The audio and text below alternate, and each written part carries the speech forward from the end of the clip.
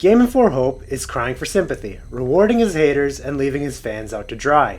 He did the very thing that all coaches warn you never to do, and that's to blame not ranking up on everyone but yourself.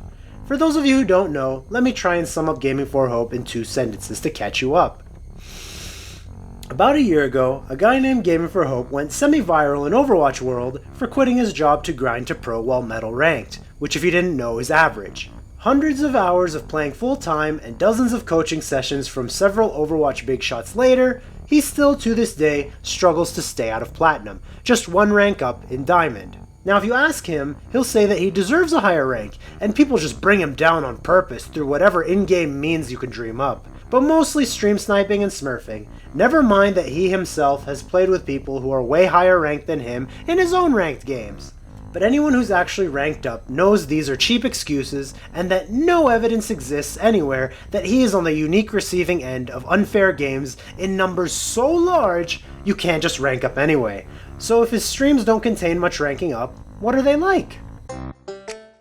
Step 1, he queues. Step 2, the game goes horribly, meanwhile he's narrating everything and still has no idea what the hell's going on. Step 3, he likely loses, after which he sits and sulks about anything and everything, plays ban whack-a-mole with his chat, if he's self-critical, he does nothing with what he claims to have learned, and if he blames someone else, he spins a yarn about being a victim.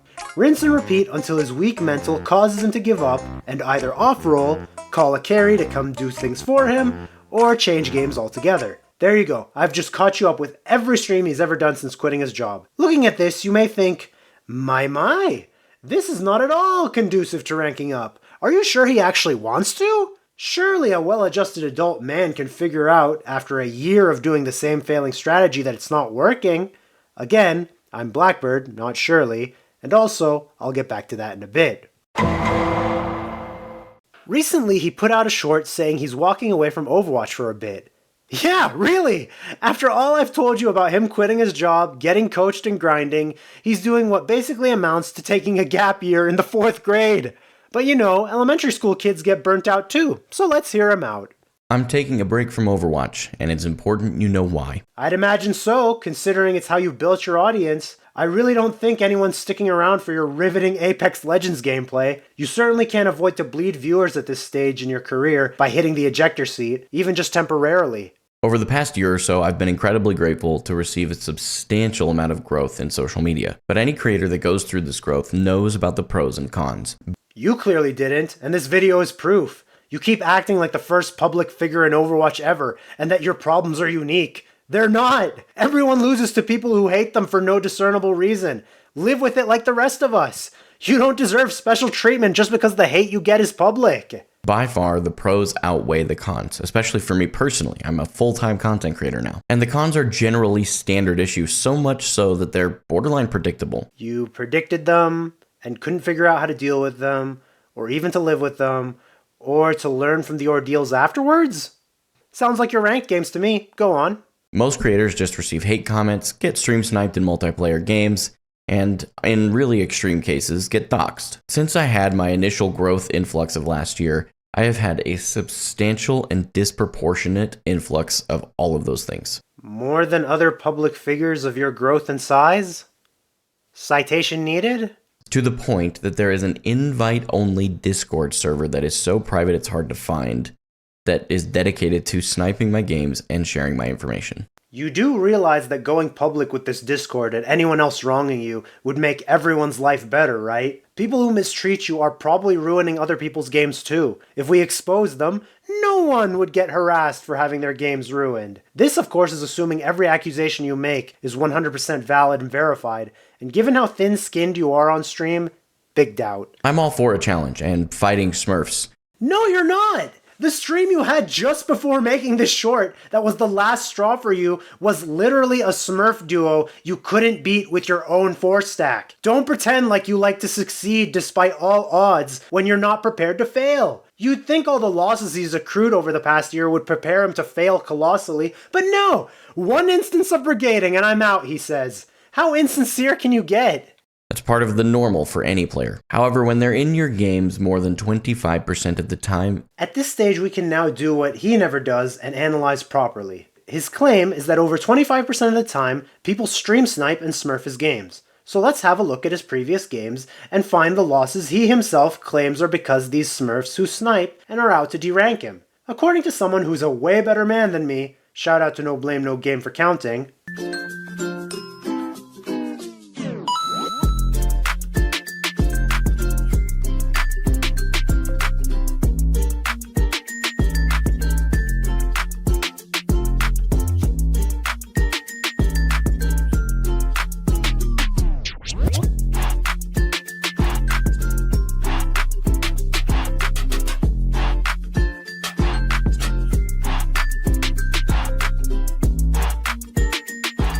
So yeah, nowhere close to a whole quarter of the time. I don't doubt for a second he genuinely feels like this is the case, but this is the real world, where 2 and 2 is 4, not whatever you feel like it to be at this particular moment.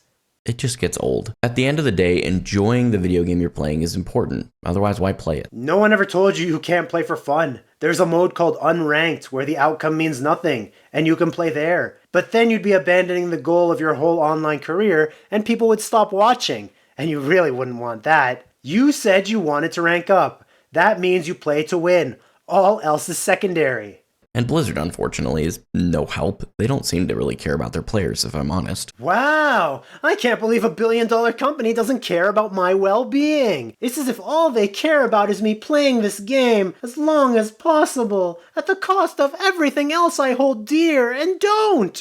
I thought it was Blizzard's job to instantly Thanos snap anyone who doesn't meet my vibe check. Ah, fiddlesticks. I have reported every single account that I know for a fact is part of this. But unfortunately, they don't do anything about it, despite the fact it is a clear violation of TOS to derank intentionally. And let's hope anyone who is guilty after community managers confirm it is brought to justice. Not just for you, but for everyone. You will, however, still be the same rank you are right now, in whatever year that happens to be if you keep this up. I've even pointed out the chat logs where these snipers are bold enough to brag about the fact that they are champ players in diamond lobbies on an alt account. So far, I've seen maybe 2 of the accounts banned. Nothing more. Just saying you're high rank without showing it is what every cunt in lower lobbies does. They'll go, oh, why can't you guys play better? And then you're like, oh, but you're the same rank. And then they'll be like, I actually have a higher account in Diamond or in frickin' Champion, but yeah, I can't show it to you while their profile is private. Talk is cheap and lies are cheaper. You of all people should know that. But again, expose these bragging guys, their higher accounts, and the footage of them throwing the games to derank, and actually contribute something positive to the community like you claim you want to do. I have continued to do my best to just keep grinding and working on myself and keeping my head down, but this has in fact gate-kept me from rank ups. Right. Not the poor in-game judgment, not the inability to learn from mistakes, and definitely not the inability to listen to others. No, it's the tiny fraction of games where people are meanie heads. The game just detects them as losses that trigger me more, and it translates to a lower rank. It's the system's fault, you guys. You know, the system specifically designed for people who grind like me. Anyone worth their salt in observation skills can tell that I am a better player now, especially than I was a year ago. And anyone worth half their salt and wisdom knows that so is everyone else on the ladder. I know this seems alien to you, but you're not the only mediocre tank trying to rank up. It's called competitive for a reason. People compete to be a higher rank. More about this game is known every single year, and people who don't keep up fall behind and derank. You'd think he'd understand this, seeing he's about to do exactly this with this sabbatical of his. But again, learning from mistakes is not his strong suit.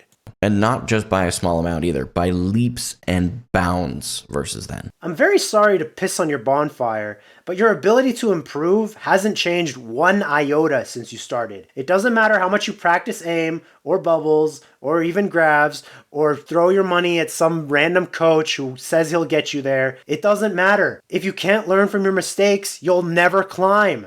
Yet I'm still struggling to hold high plat low diamond. Pretty generous if you ask me. That is because I firmly believe I effectively have 75% of the normal gamer's experience that I can work with. We've already established that this is a statistical impossibility. Crying harder will not will this fantasy into existence. I'm incredibly burnt out from just trying to put on a smile and continue to pretend it's not bothering me. Not bothering you? Man, don't take those acting skills to Hollywood. I'd hate to see you when you actually are bothered. You might actually internalize it and rank up. So I'm going to be playing Apex Legends and Minecraft on stream all the way through the 28th. Apex Legends? Oh no! I need the homies to show up and show out, because this is a little bit of a risk. But I think it's worth it because it'll prove that the hate that these guys are spewing is drowned out by the fans. I'll see you soon. Translation: please, oh please, oh please, don't stop watching. I know you're only here for Overwatch gameplay and to see me improve, but I haven't and don't want to take any responsibility, but I still want a sizable audience. Please keep tuning in. So yeah, you get the idea. Just another cry for sympathy. The trolls scared him off, and anyone who actually wants to watch him improve can't anymore because he's on vacation. Trolls 1, fans 0. So what's the deal? Why not just get better? If he's really just being targeted, why not just play off stream anonymously, rank up to masters or whatever, upload the VODs after the fact, and prove everyone wrong? Because he doesn't want to improve! He likes to be told he's improving and that he'll rank up more than actually ranking up! He'll gladly take the words of encouragement from fans and the coaching from big shots he may or may not have paid for, but any actual advice or meaningful experiences he can learn from go straight through him like a dark matter particle. This is by design. He strings his fans along and tells them, it's coming, no. But eventually his fans are going to realize meaningful improvement isn't coming, at which point, you sus! Go! Hell, with people who aren't pledging their undying allegiance to him, it's already the case. You see now why I'm calling this guy the Boogie2988 of Overwatch? Just like him, Boogie loved being helped and hearing advice, but never did anything with it, all the while presenting himself as a positive guy. Once people saw he didn't want to improve with that help, he lost his fans and all the goodwill he spent years building with the internet. That's because his fans were smart enough not to be strung along. Should you find yourself doing the same with this guy here, I'd suggest opting out before you're forcibly expelled anyway. David Orr plays the game of content creation, not Overwatch. And despite what he thinks, skill in one doesn't translate to skill in another. In the modified words of Winston Churchill, you had the choice between dishonor and plat. You chose dishonor, and you will have plat.